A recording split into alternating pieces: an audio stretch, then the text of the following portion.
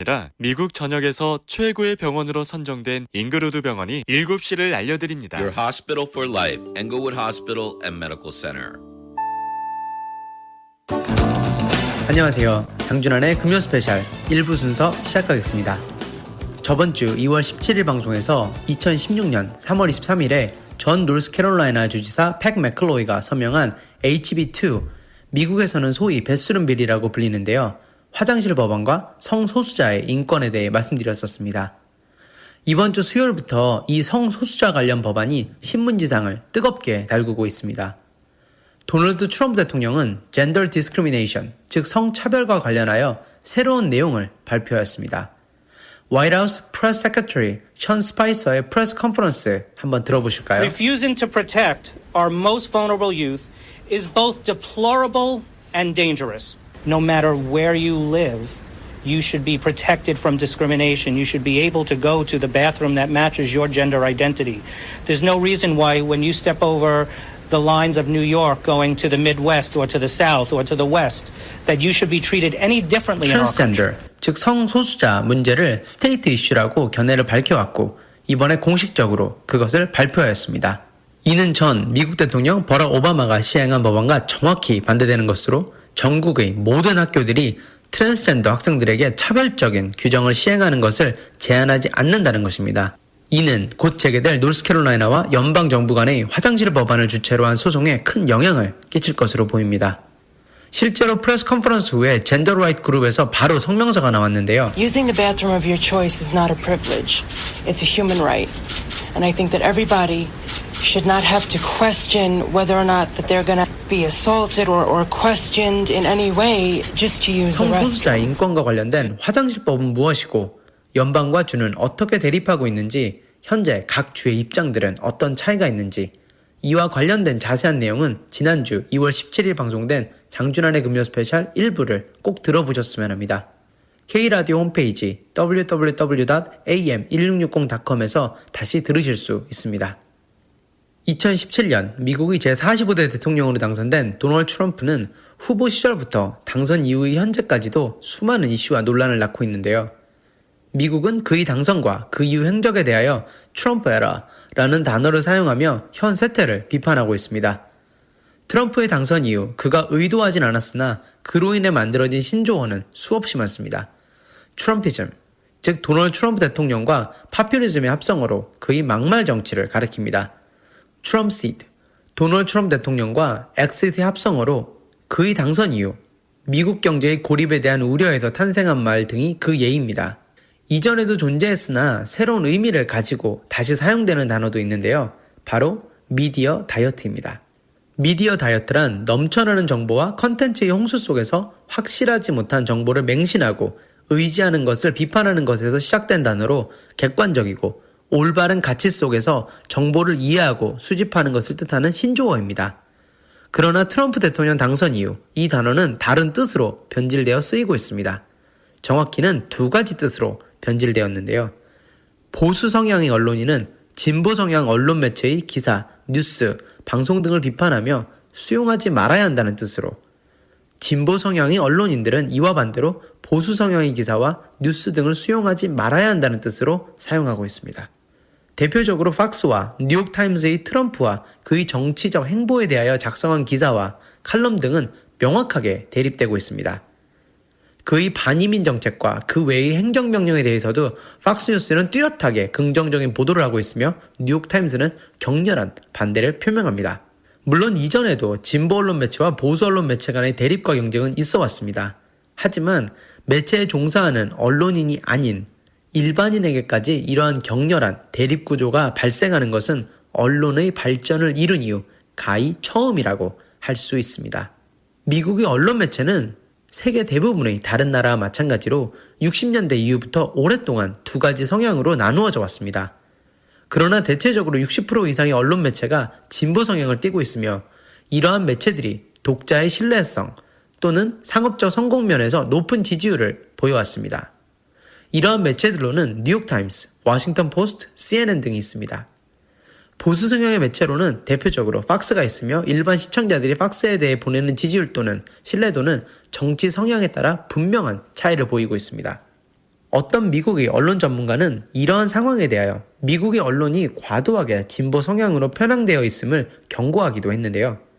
보수주의자들은 진보 진영이 주류 언론을 장악하고 있어 자신들의 가치와 원칙이 조롱당하고 오보되어 있다고 주장하고 있습니다. 실제로 미국 언론의 평양 정도는 어느 정도 드러나는데요. 진보 성향의 주류 언론으로는 여러분들이 많이 아시는 뉴욕타임스, 워싱턴 포스트, CNN, 헌팅턴 포스트 등 수없이 많지만 주류 반열에 든 보수 성향의 언론사는 팍스 정도가 유일합니다. 즉 보수 성향의 정치인이 언론을 통해 유권자와 소통하는 것이 힘듦은 어느 정도 사실이고요. 이는 언론의 평양을 더욱 가속시킴으로써 언론사의 부패를 유도하게 된다는 주장입니다. 정치인들의 거짓이나 왜곡된 발언은 미 언론의 평양성을 강화시키며 국민들의 미디어 다이어트가 본인이 의도한 방향을 잃도록 가중시키는데요. 정치적 성향이 서로 맞는 정치인과 언론이 담합할 경우 거짓이 진실로 왜곡되었던 경우는 수없이 많습니다. 그렇기 때문에 미국에서는 레드 트루스, 블루 트루스, 적색 진실, 청색 진실 각 당의 색을 따라서 새로운 단어가 탄생되었었습니다. 즉 공화당의 진실과 민주당의 진실이 다르며 양쪽의 공존은 피할 수 없는 현실이라는 것입니다. 일부 중도 성향의 소수 언론과 기자들은 정치인이 제시한 수치나 발언을 검증하는 사실을 확인하는 웹사이트를 운영하며 진실을 가려내려 하지만 근본적인 문제는 해결되기 어렵습니다. 기자들이 기본적으로 가지고 있는 정치 성향을 벗어나기 힘들고 또 그것을 제한한다는 것은 현실적으로 맞지도 않습니다. 그리고 뒤늦게 허위로 판명되더라도 이미 식어버린 이슈이기 때문입니다. 물론 이는 한국 또한 마찬가지입니다. 한국의 언론 편향성에 대해서 많은 전문가들이 논쟁 중에 있으나 북한이라는 존재가 공공의 주적으로 인식된 현실상 진정한 진보는 존재하기 힘들다는 의견이 우세합니다. 그러나 여전히 한국의 언론은 미국과 마찬가지로 진보와 보수 성향의 언론이 명확하게 존재하며 그에 대한 정치 기사의 색깔 또한 명확합니다. 우리나라의 대표적 보수 성향의 언론사로 몇 가지를 뽑을 수 있겠죠? 조선일보, 중앙일보, 동아일보. 이 세 가지 신문의 경우에는 언론사로서 사실관계나 사회적 중요성과 관계없이 보수의 불리한 사실을 은폐 또는 고의로 왜곡, 조작하여 작성하는 것으로 수많은 비판을 받아왔습니다. 이와 반대의 한겨레, 프레시안, 경향 등의 진보 성향 언론사는 때때로 평형적 성향에 치우친 보도에 문제가 제기되기도 했습니다. 또한 현실적으로 한국의 주류 언론사는 보수 계열 언론사가 장악하고 있는 만큼 기본적으로 저조한 투자율과 지지율로 인해 진보 성향의 언론사가 발전하기 어렵다는 문제도 무시할 수 없습니다. 뿐만 아니라 미국의 경우와 달리 한국의 언론은 정치와의 관계를 무시할 수 없습니다. 정경유착과 마찬가지로 언론과 정계의 떼어날 수 없는 유착관계는 이미 공공연히 존재하는 사실입니다. 거의 모든 신문사가 진보와 보수 중 한쪽을 지지하고 있으며 현 정권이 아닌 다른 정권의 성향을 지닐 경우 주류 언론의 반열에 오를 가능성은 극히 적습니다.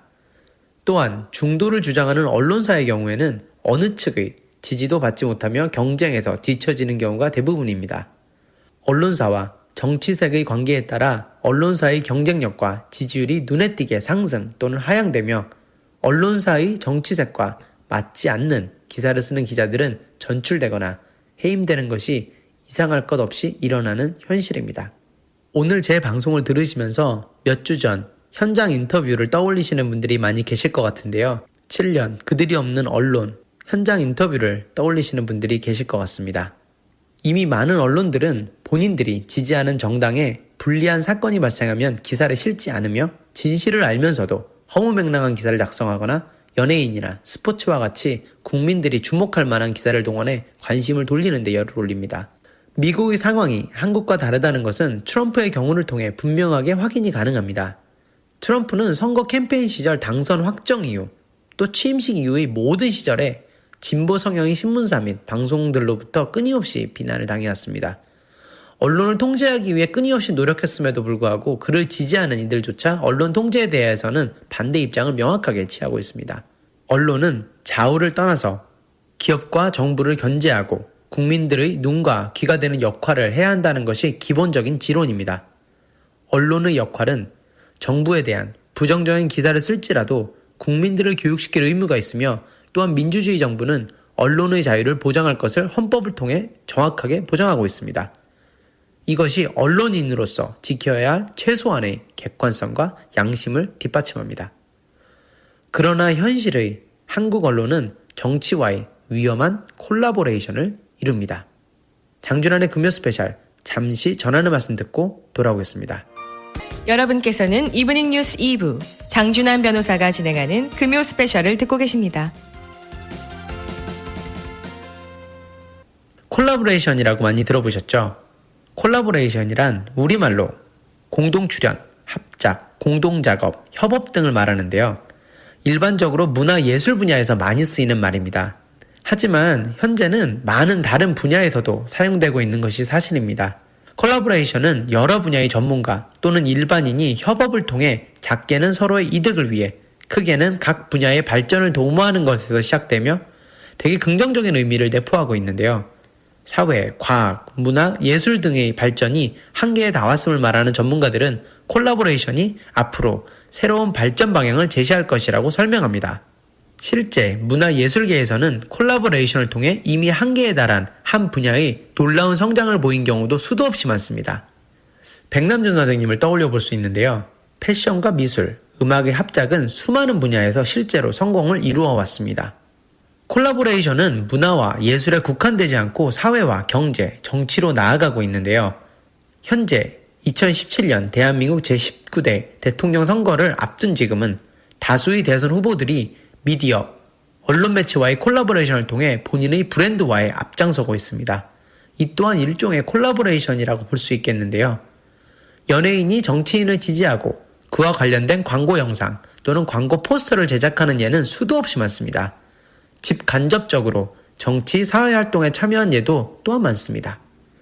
일례로 김재동, 유병재 등의 달변가로 알려진 방송인들은 현재의 정치, 사회 문제에 대해 본인의 의견을 표하는 것을 주저하지 않고 있으며 고 신해철, 김부선, 김미화, 유아인 등은 정치와 사회에 대한 입장을 공개적으로 밝히고 각자의 정치 성향을 뚜렷하게 밝혀왔습니다. 정치인 또한 이들을 직접 당에 영입하고 정당을 대표하는 연예인으로 지정하는 것에 문제가 없다고 생각하는 것이 현재 대다수의 의견입니다.